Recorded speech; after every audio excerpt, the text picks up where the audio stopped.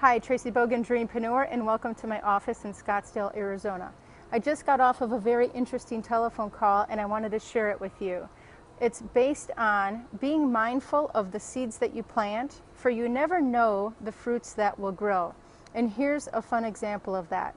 So, for those of you who don't know, I lived in Hawaii for 10 years and I worked in the operating room working for a world-renowned plastic surgeon. And I became friends with most of the doctors there, and we'd go scuba diving and hang out and go to dinner together and whatnot. And I was particularly good friends with Dr. Gene Smith.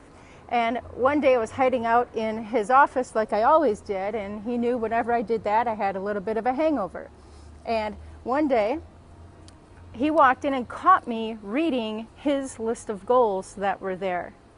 And he stood in the hallway of the office and asked me what I was doing, and I looked at the goals and I looked at him. I said, "Do you really plan on achieving all these wild, crazy, outrageous things you have?"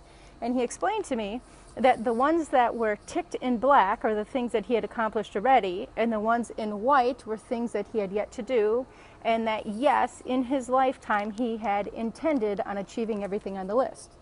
Now, here is an already successful plastic surgeon who wants to do things like become a flight surgeon, get his helicopter pilot's license, fly through the Bermuda Triangle, bench press 500 pounds, become a high school teacher for a year, write a screenplay that becomes published and wins an Oscar, learn 5 new languages, earn a black belt in martial arts, wrestle an alligator.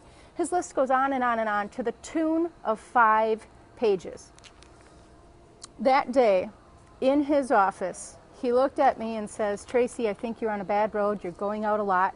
Do you have a clear vision for your life? What do you want to be doing in 2, 3, 5, 7 years from now?" And I didn't know. I thought I was already living my dream life, in my dream location, working my dream job, hanging around with my dream people, making my dream money at the time. It was good money, a good job for me then. And he sat with me for the next 45 minutes and I compiled my very first set of written goals. And I've been carrying his around, these are laminated as you can see, for almost 13 years. And I called him today, as I just got done doing a presentation this morning, sharing the story on how the power of goal setting can change and transcend your life, and that it all started with Dr. Gene Smith. So I called him this morning, haven't talked to him in at least a decade, and he picked up the phone and I says, "Gino, Traci Bogan, how are you?" And he said, "Oh my gosh." I told him the story on how, I asked him if you remember that day in the office when we wrote the goals. And he did, and he joked and says, "Gosh, if I would have known what a profound feeling it had on your life, or a profound impact, I would have said something much deeper and much more meaningful."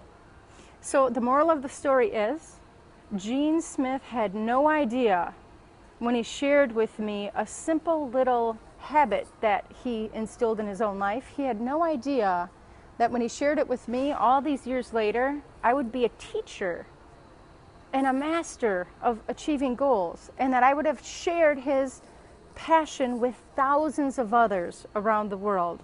So the message to take away from this is A, it's your time to dream it, plan it, live it. What do you want to be, do, and have? If you had a year left to live and time, money, and failure were not an obstacle in your life, what do you want to be, do, and have? Write it down.